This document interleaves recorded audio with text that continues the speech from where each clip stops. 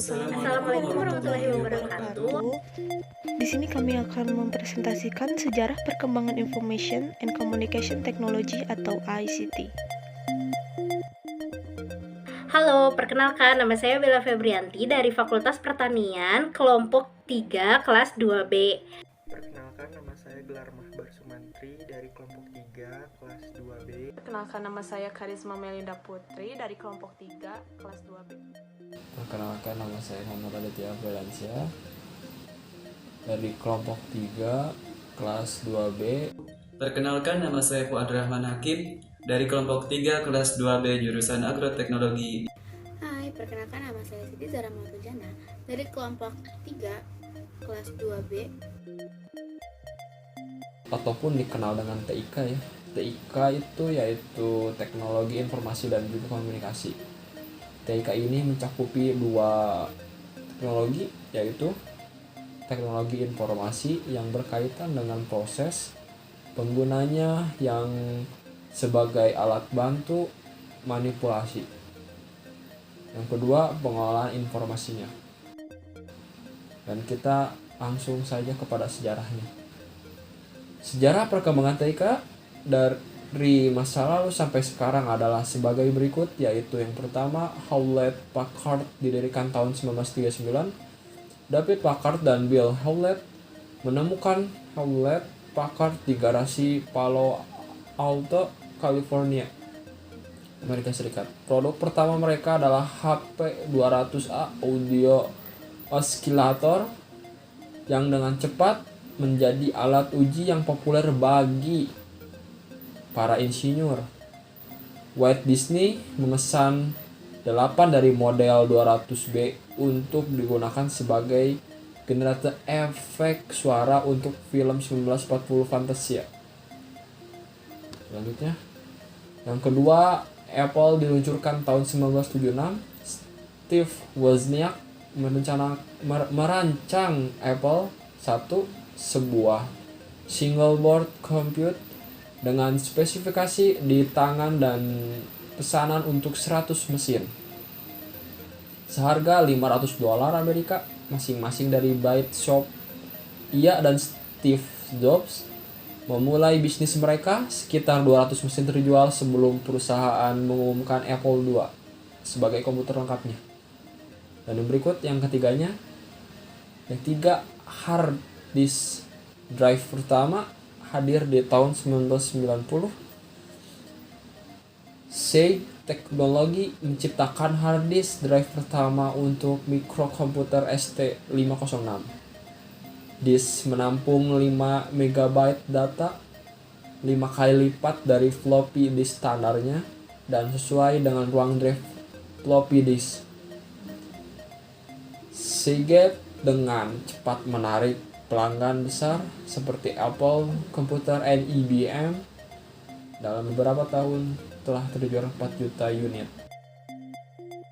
Google awalnya hadir pada Januari 1996 sebagai proyek penelitian oleh Larry Page dan Sergey Brin ketika mereka berdua adalah mahasiswa PhD di Stanford University di California. Nama domain untuk Google didaftarkan pada 15 September 1997 dan pengusaha itu didirikan pada 4 September 1998. Pada Mei 2011, pengunjung unit Google melampaui 1 miliar untuk pertama kalinya. Pendapatan operasional pada tahun 2010 melebihi $29 miliar.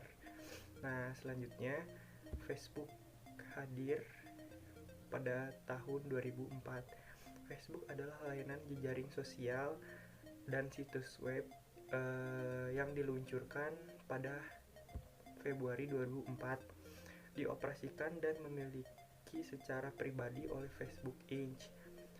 Facebook saat ini memiliki lebih dari 800 juta pengguna aktif dan nilai sekitar $400 miliar US. Perkembangan ICT di Indonesia terbagi menjadi dua bagian.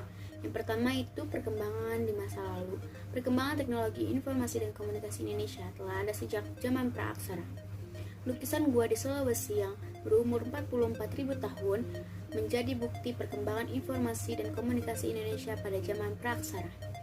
Pada masa kerajaan Hindu-Buddha, perkembangan teknologi dan informasi Indonesia banyak mendapatkan pengaruh dari kebudayaan India. Perkembangan teknologi informasi dan komunikasi masyarakat Indonesia kuno banyak menggunakan media ilmiah seperti batu prasasti, daun lontar, dan kulit hewan. Dalam aspek bahasa dan aksara, masyarakat kuno Indonesia menggunakan bahasa Sangsekerta dan huruf Pallawa sebagai alat komunikasi verbal dan Masa modern.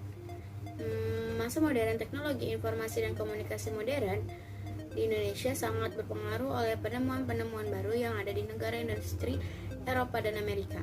Berikut sejarah perkembangan teknologi informasi dan komunikasi modern di Indonesia. Pertama itu ada internet. Teknologi internet di Indonesia berawal dari pembuatan internet protokol atau disebut dengan IP di Universitas Indonesia bernama UINet Lab pada 24 Juni 1988. Dalam buku Perkembangan Teknologi Komunikasi 2017 karya Nuruddin pada tahun 1994, muncul Internet Service Provider atau disebut dengan ISP pertama di Indonesia yang bernama Indonet.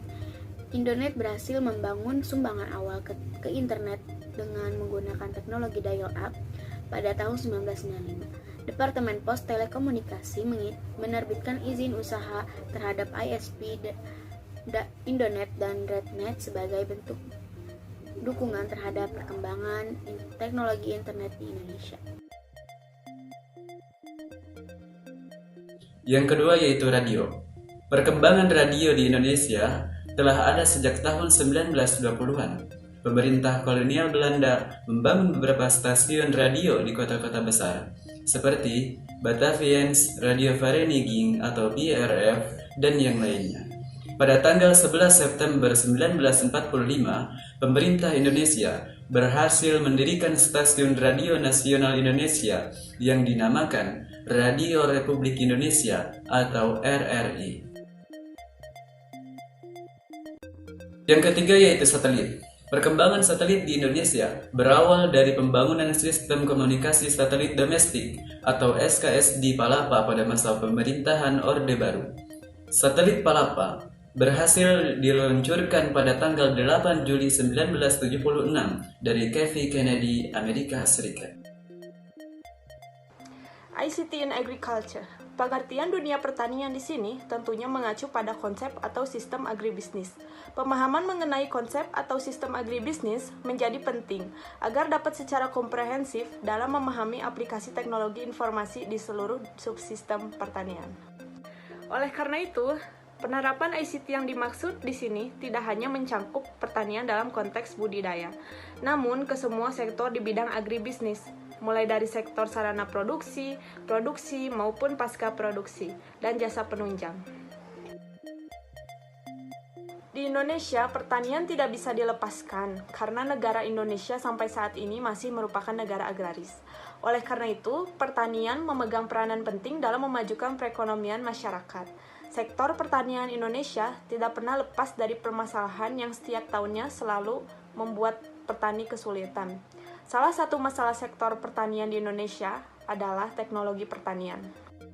Dengan adanya peran teknologi pertanian, maka diharapkan akan dapat meningkatkan kualitas hasil pertanian, serta memudahkan bagi para pengelola sektor pertanian untuk mendapatkan hasil kerja yang optimal.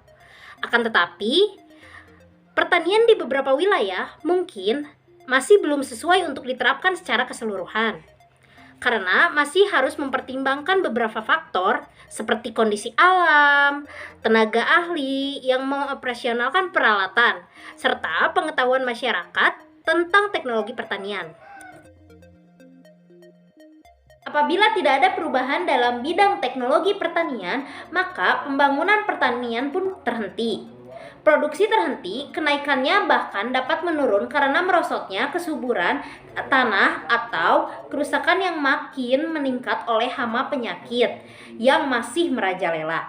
Penerapan inovasi di wilayah pedesaan Indonesia berhubungan erat dengan penyelenggaraan penyuluhan.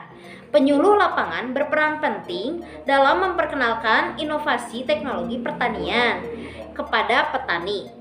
Peran penyuluh pada dasarnya tidak hanya sekedar memperkenalkan teknologi kepada petani, melainkan juga meningkatkan kapasitas petani agar mampu secara mandiri dalam menjalankan usahanya.